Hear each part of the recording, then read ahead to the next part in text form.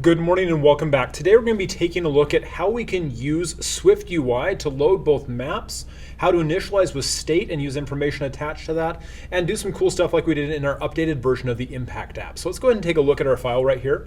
As you can see, I'm inside my Impact Detail View file. It's a Swift file, of course, because it's what we're working with. And if you look at the preview right here over on the right, we can see that I've added a cute little map pin to identify a specific location inside that. And I have information that can be loaded attached to this. So let's go ahead and take a look and see how that happens, the code that makes this able to work. As you can see over here, we have our @state private var impact, which is of type computing impact. And the computing impact is because we're talking about the impact of computing as part of the AP Computer Science Principles course. And so we want to make sure we can identify some specific areas where computing has had an impact on the real world. And so we made a struct that can hold information about that. And we have that as one of the data members that belong to this struct. We also have a private var named map items, which is a list of that type. So we can do some cool stuff with it. And we'll see how that works here in just a second. We then have our body. The body, of course, is the required component that we have to have when we're talking about SwiftUI, because all of our views are linked to bodies specifically. That's what we're actually displaying in there. Inside the body, we have a map, and we have an on appear with animation and a text that we can show some information with that. And then you can see that there's also a init for that and the struct for the previews to see how that's going to work. So what we're going to do right here is we have inside the body, we have a VStack, and so that's to hold the stuff vertically, so I can hold all the stuff right here. And I have a map with a coordinate region, and the coordinate region has a very different parameter structure. The parameter structure right here has a $sign in front of it because it has to be the bound value of this. So I have to go to the state variable, in this case the computing impact one, the impact, and I need to get the bound value of that, so the behind the scenes data that could possibly change. And so that's where that $sign impact comes into play. And so I have to ask that, and I need its location out of that, which the location is the core location coordinate 2D part that's inside that. It says where to put this on the globe. And then I also have a second parameter for that map, which is the annotation items, which are the map items I'm working with, and we'll take a look to see where that is in just a second.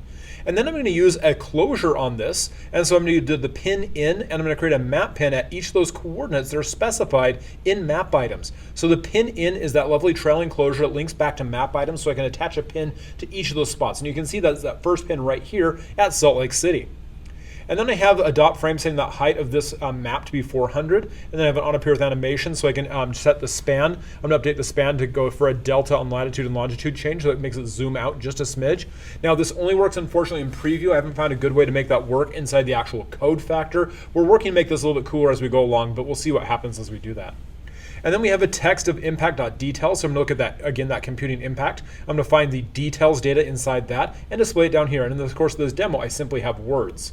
Now, the real thing we want to make sure we take a look at in this is the idea that we want to be able to load this information, and we want to be able to have it so we can initialize a state parameter. So we can assign that with a state variable, so we can assign it with a parameter. And so that's why we have the init right here with impact. So I'm going to pass the impact as a parameter. And again, the exterior name is with, the interior name is impact. So when I talk about that, and then because it's a state variable, I have to use the property wrapper to access that.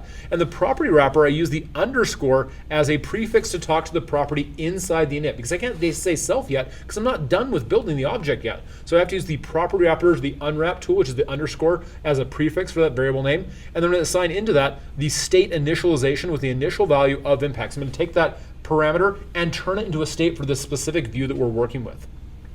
Our next step that we're going to do, I'm going to take the map items. I'm going to pass CTEC location and the specific impact I'm looking at to be the two locations I'm going to put pins in, so I can have those two pins identified right here inside the screen. Then the preview, I just go ahead and I create a temporary impact. We're going to pass it a coordinate location with my title, the words in that location, and that puts the pin in at that spot. So now I have a pin in every of those two spots that I'm looking at. And so I have a list of two items because it has to take a list as a parameter for that annotation items structure. And then I can then put pins in there. And if I zoom out on my lovely screen right here, so I'll zoom.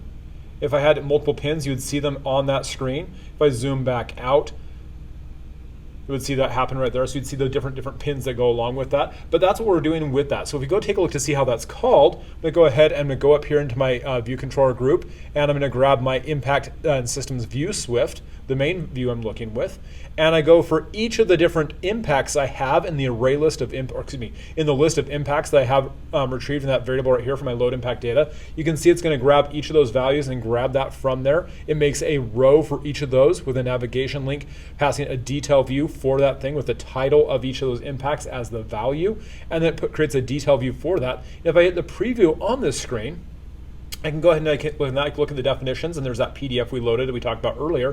And then I can look at each of those different impacts. Oh, here's that impact right here that I randomly picked. And if I go ahead and I zoom out and I grab my value, and I can see that I've got another pin over here in Salt Lake as well, because it's the CTEC location where we're actually here working at CTEC. And so for each of those different ones, I have that happening with that. And so each value I have gets 2 pins automatically. And we can see, oh, look, there's those 2 pins. There's the 2 different pins we have, so we can actually see them and work with them. And so that grabs for each of the impacts in them. It creates a navigation link that can go to that screen. And that navigation link automatically enables me to go back and forth between those screens and have a really cool setup. And so again, we're able to do that by using the magic power of an init that has the state parameter or state type. So I can turn any value I need that's a state variable, and I can initialize that correctly, and using the property wrapper, the underscore, so I can actually grab that and put it in. And so that's how I'm able to initialize a state variable inside that, because state variable should always be private. And so in order to initialize that externally, I have to have my init work with the property wrapper so I can properly initialize those values on that. And so that's what we're able to do inside that impact app, and do some cool stuff by loading images, or excuse me, loading maps inside our project and having a pretty cool thing. Hope that was helpful. Cheers, thanks, and have a great night. We'll see you next time. Bye-bye.